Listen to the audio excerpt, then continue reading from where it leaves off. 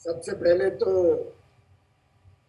जो हमारे कोरोना की लड़ाई में लगे हुए सभी फ्रंटलाइन वॉरियर्स हैं, रेलवे के कर्मचारी हैं, आप सब मीडिया के बंधु, आप सबका साधुवाद करता हूं जो इस बड़ी महामारी की लड़ाई में दिन रात देश की सेवा में लगे हैं।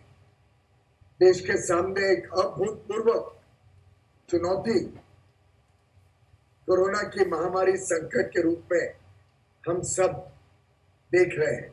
इसका फैलाव बड़ी तेजी से बढ़ रहा है और कुछ राज्यों में तो शायद काबू के बाहर आज के दिन संख्या बढ़ते हुए दिखाई दे रही है। जिस प्रकार से महाराष्ट्र में बढ़ रहा है, जिस प्रकार से दिल्ली में बहुत तेजी से बढ़ रहा है, कुछ और राज्यों में भी फैलाव के कारण आज देश में एक बड़ा संकट, जो इसेंशियल दवाइयां हैं या मेडिकल ऑक्सीजन है, इन चीजों के बारे में चिंता स्वाभाविक रूप से पूरे देश में चल रही है। आपको जान के हैरानी होगी कि कहां पूरे देश में मेडिकल ऑक्सीजन मात्र 1000 टन के आसपास रोज का कोविड आने के पहले इस्तेमाल होता था, यानी दिसंबर 2019 के आसपास 1000 टन साधारणतः मेडिकल ऑक्सीजन इस्तेमाल होता था, कभी 1000, कभी 1200।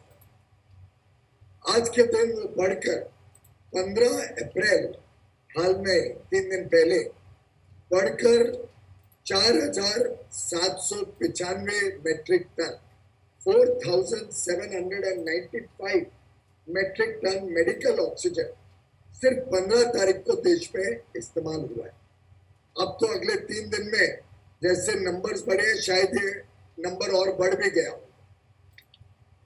तो आप कल्पना करिए, 5 गुना ऑक्सीजन इस देश में पिछले 1 वर्ष को इस्तेमाल करते हुए हमने उपलब्धता बढ़ाई और आज पूरे देश में अलग अलग राज्यों को इसको भेजा जा रहा है।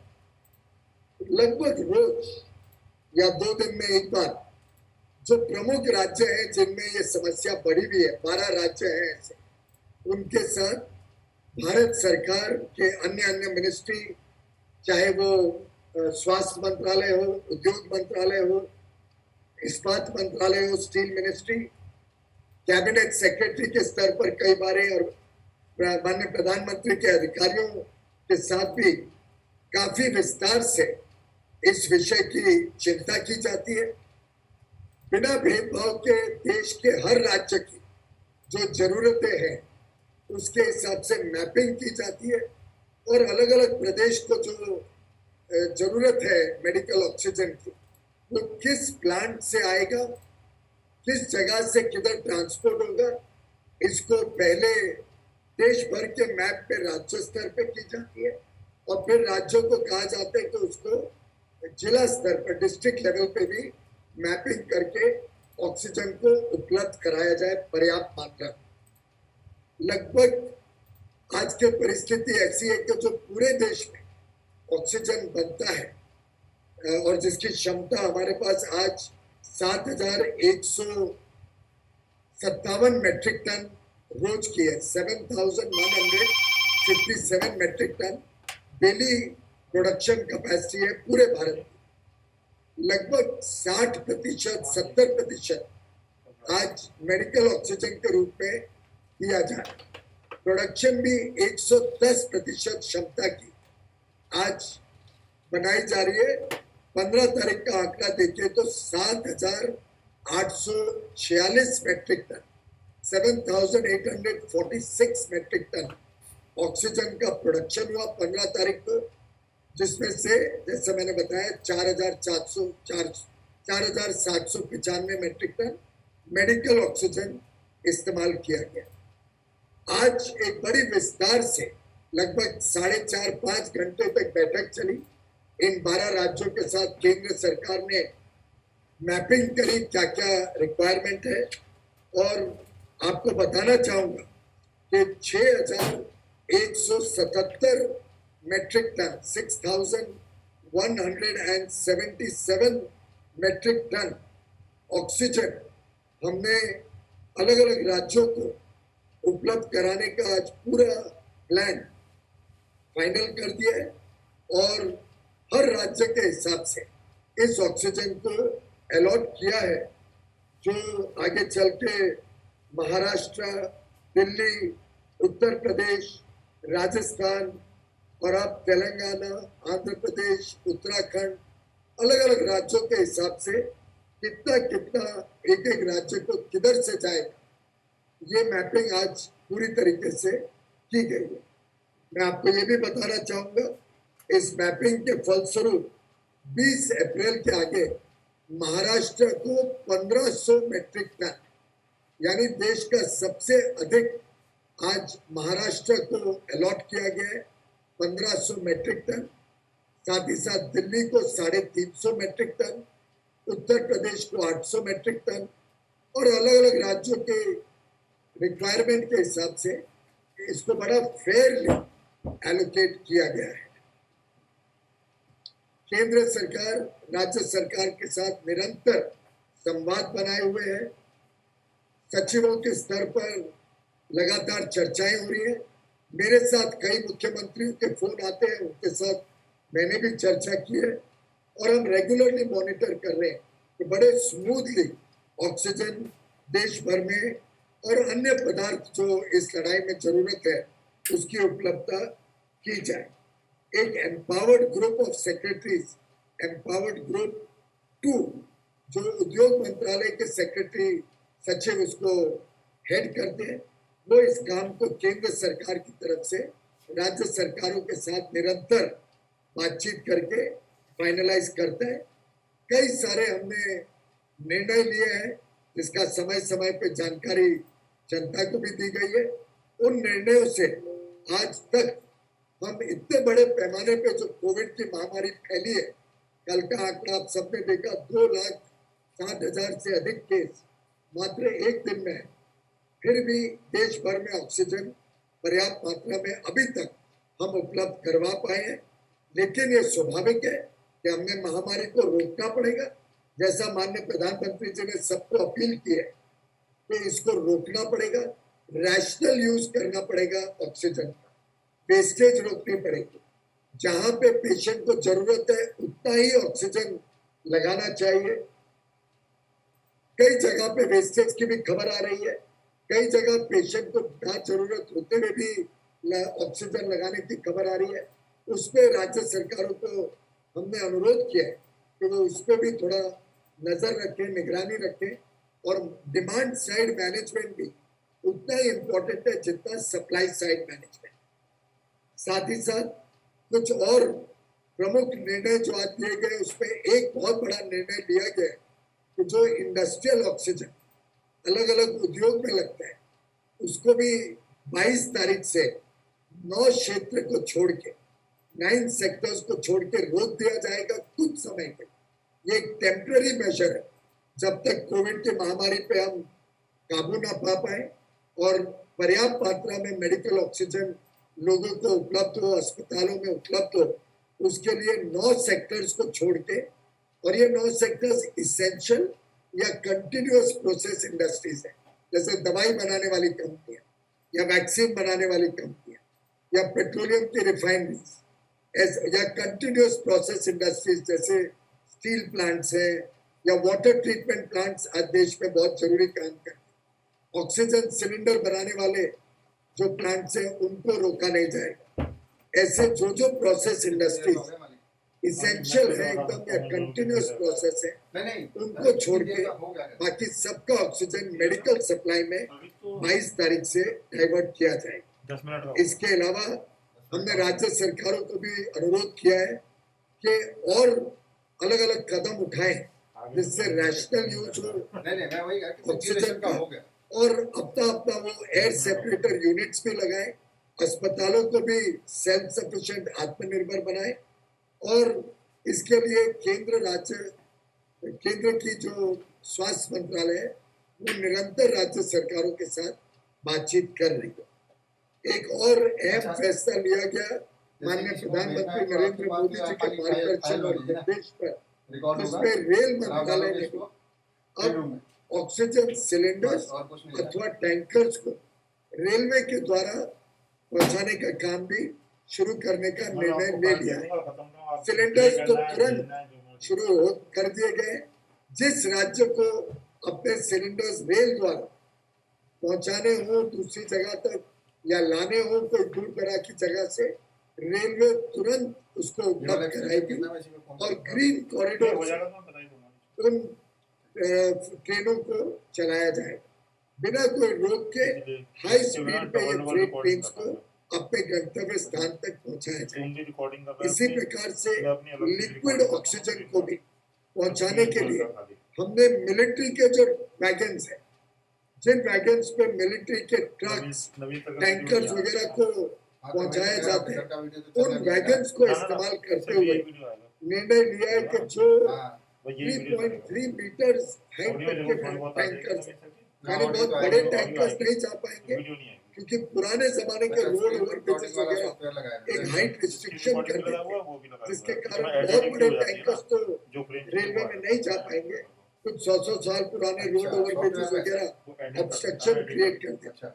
पर 3.3 मीटर हाइट के टैंकर्स रेलवे से तेज गति से हम लिक्विड ऑक्सीजन के साथ अलग अलग राज्यों में पहुंचा पाएंगे। आज हमने सुबह बोईसर में एक एक्सपेरिमेंट किया जिससे टैंकर के साथ ट्रक, यानी ट्रक के ऊपर माउंटेड टैंकर कैसे हम हमारे मिलिट्री के वैगन्स के ऊपर लोड करेंगे, इसका एक्सपेरिमेंट आज सुबह महाराष्ट्र में बोईसर में सफलतापूर्वक किया गया। और अब हम जहां से रिक्वायरमेंट आएंगी और जहां राज्य सरकारें हमें टैंकर रेलवे स्टेशन के रैंप के ऊपर उपलब्ध कराएगी, हम उन टैंकर्स को ट्रक के सहित roll on roll of operation के तहत अपने रेल वैगन्स पे लेकर उनको तेज गति से पहुंचाने का काम भी शुरू करेंगे। ये जो ऑक्सीजन एक्सप्रेस ट्रेन होंगी सिलेंडर और लिक्विड ऑक्सीजन को लेके, इसको किधर रोका नहीं जाएगा। ग्रीन कॉरिडोर के रूप में पूरा सिग्नलिंग सिस्टम ग्रीन करके इसको तेज गति से राज्यों तक पहुंचाने का काम किया जाएगा। मैं धन्यवाद देता हूं माननीय प्रधानमंत्री नरेंद्र मोदी जी को, जिन्होंने ये आइडिया हमारी रिव्यू मीटिंग में रेलवेज को सुझाया और अपने रेलवे के सभी कर्मचारियों को, अधिकारियों का वो धन्यवाद देता हूँ जिन्होंने मात्र 2 ही दिनों में प्रधानमंत्री जी के आह्वान पर इसको सफलतापूर्वक शुरू करने का पूरा प्रोसेस तैयार कर दिया। पीयूष जी जो आपने पूरा ब्लूप्रिंट बताया हमें, उससे ऐसा लगता है कि ऑक्सीजन जल्दी पहुंचेगी और जहां जहां डिमांड है, आपने महाराष्ट्र को काफी बड़ा सेगमेंट दिया। लेकिन पीयूष जी अभी एक सवाल जो आज आप देख रहे होंगे तमाम चैनल्स पे भी उठ रहा है और पॉलिटिकल पार्टीज भी उठा रही हैं कि क्या हम सिचुएशन को पढ़ नहीं पाए, क्या कहीं ना कहीं हम लोगों से क्या कुछ चूक हो गई कि हम लोग समझ नहीं पाए कि इतना अचानक से इतना अपसर्ज सर्ज हो गया। ऐसा आप कल्पना करिए, इसीलिए मैंने परिप्रेक्ष्य रखा था कि कहाँ 1200 मेट्रिक टन मेडिकल ऑक्सीजन हर रोज जाता था और देश की एक ओवरऑल प्रोडक्शन कैपेसिटी को मद्देनजर रखते हुए आप समझिए कि 5 गुना इतने कम समय में जो रैंप अप हुआ, वो स्वाभाविक रूप से जो पिछले 1 वर्ष में जो तैयारियां की गई, जो देश की पूरे व्यवस्थाओं को तैयार किया गया और जो लगातार प्रधानमंत्री जी ने निगरानी रखी इस काम पे, उसके तहत ही इतना बड़ा उछाल 5 गुना मेडिकल ऑक्सीजन करने में हम अभी तक सफल हुए। लेकिन मैं ये भी अनुरोध करना चाहूंगा कि राज्य सरकारों ने नियंत्रण भी रखना पड़ेगा, मॉनिटर करना पड़ेगा। डिमांड साइड मैनेजमेंट उतना ही इम्पोर्टेंट है जितना सप्लाई साइड, और कोविड फैलाव को रोकना राज्य सरकारों की जिम्मेदारी है और उन्होंने इस जिम्मेदारी को पूरा करना चाहिए। आखिर अनलिमिटेड अगर केसेस बढ़ते ही रहेंगे तो देश की स्वास्थ्य सेवाओं के लिए बहुत बड़ा तकलीफ हो जाएगी। तो मुझे मेरी विनती है सभी राज्य सरकारों से कि हमारी तरफ से हम पूरे आपके साथ कंधा से कंधा लगा के आपकी सहायता के लिए आपके साथ लगे हैं, लेकिन आपको अपने तौर पर डिमांड को भी कंट्रोल करना पड़ेगा और महामारी के फैलाव को भी रोकने के लिए अहम कदम उठाना आवश्यक है। पीयूष जी, आपने मैपिंग पे जो पूरी मीटिंग करी है आज, आपको क्या लगता है कि ये जो कमी दिख रही है कई कई जगहों पे, ये कब तक लगभग सामान्य हो जाएगा सिचुएशन? देखिए, ओकेजनली अगर कोई अस्पताल तक नहीं पहुंचा पाए राज्य सरकार, तो वो कुछ सिचुएशंस ओकेजनली आ सकती है और राज्य सरकारों की भी पूरी सिस्टम्स काफी ओवरवेल्ड है। राज्य सरकारों की भी अपनी मजबूरियां मैं ध्यान समझ सकता हूँ, लेकिन मेरा अनुरोध रहेगा कि आपने ये भी देखना चाहिए कि पूरा देश इतना विशाल है, उसमें इतने हजारों जगहों पे कोविड अस्पताल चल रहे हैं, कोविड के मरीजों का ट्रीटमेंट हो रहा है। ऐसी परिस्थिति में इतने बड़े पैमाने पे ये ऑपरेशन सफलतापूर्वक चल रहा है, तो थोड़ा बहुत जो लोग इस काम में लगे हैं उनका हौसला भी बढ़ाना चाहिए। हमें मीडिया के बंधुओं से भी मेरा अनुरोध है कि इसको हम सेंसेशनलाइज करते हैं तो उससे एक गलत मैसेज जाता है। तो राज्य सरकारें भी इसमें पूरी तरीके से जुटी हुई है, केंद्र सरकार उनको पूरा मदद कर रही है और जो इस काम में इतने लाखों लोग लगे, फिर चाहे वो हमारे फ्रंटलाइन वर्कर्स हो, दिन रात काम करने वाले doctors, nurses, sanitary workers, transporters, oxygen produce करने वाली फैक्ट्रियां, रेलवे के कर्मचारी, ट्रक चलाने वाले हमारे ड्राइवर्स, हेल्पर्स, इन सब का भी मनोबल, हमने इनका भी हौसला बढ़ाने का काम करना चाहिए, ऐसा मेरा आप सबसे अनुरोध। मेरा आखिरी सवाल पीयूष जी, आपने भी देखा और हमने भी सबने देखा कि कहीं ना कहीं सर एक पॉलिटिकल स्टेटमेंट्स भी इस पे आ रही हैं और कहीं ना कहीं सवाल ये उठाया जा रहा है कि जब इतनी महामारी हो रही है तो प्रधानमंत्री जी और अमित शाह जी और आपकी पार्टी के लोग रैलियां कर रहे हैं और इस पर ध्यान नहीं दिया जा रहा। कल आपने उद्धव ठाकरे जी के ऑफिस का जो वो था उस पर आपने रिप्लाई भी किया अपने ट्वीट पे, तो थोड़ा इसको पॉलिटिकल परिवेश में आप समझा सकते हैं कि क्या ऐसा है, हम नहीं चाहते इस पे कोई राजनीति की जाए। केंद्र सरकार ने बिना भेदभाव के कोविड की लड़ाई के लिए पूरे देश को अपना समझा है। मैं पुनः याद दिलाऊंगा, माननीय प्रधानमंत्री जी ने 2014 में भी और 2019 में भी जब चुनाव खत्म हुआ था, हम सब मंत्रियों को यही एक निर्देश दिया था कि अब चुनाव खत्म हो गए, हम अब 135 करोड़ भारतवासियों के प्रतिनिधि हैं, हमारी जिम्मेदारी पूरे देश के लिए एक है। और मैं आपको विश्वास दिलाता हूं और आपके माध्यम से देश को विश्वास दिलाना चाहता हूं, प्रधानमंत्री नरेंद्र मोदी जी की सरकार ने पूरे देश की चिंता सामान्य रूप से की, एक समान की है और कभी भी कोई भेदभाव नहीं किया। हमारा कोई प्रोजेक्ट आप ले लीजिए, आपको कभी भेदभाव नहीं मिलेगा। ये कोई 1500 मैट्रिक टन आज मध्य महाराष्ट्र को उपलब्ध कराया, ऐसा नहीं है।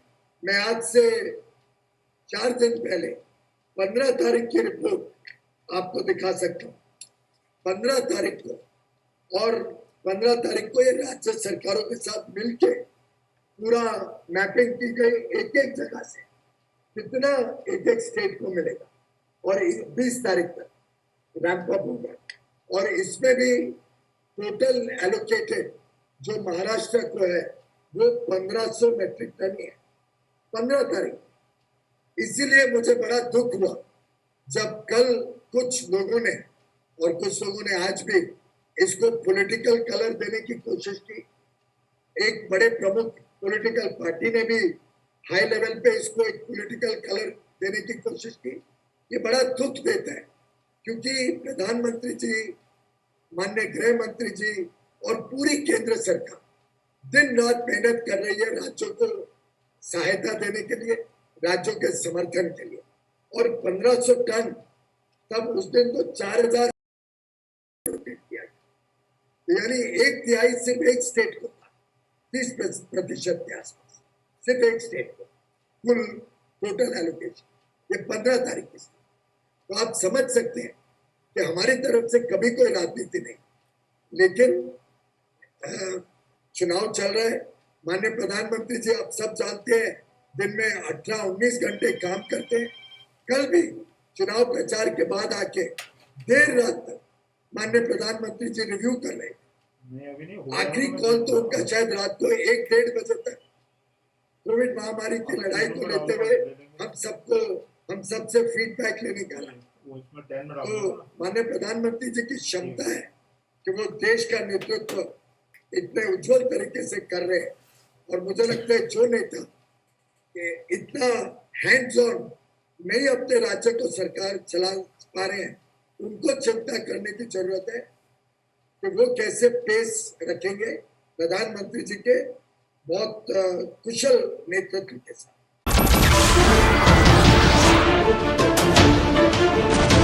नमस्कार, मैं हूं मानक गुप्ता।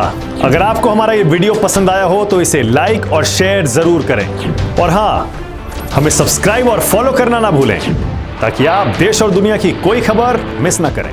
तो जुड़े रहिए हमारे साथ और देखते रहिए न्यूज़ 24।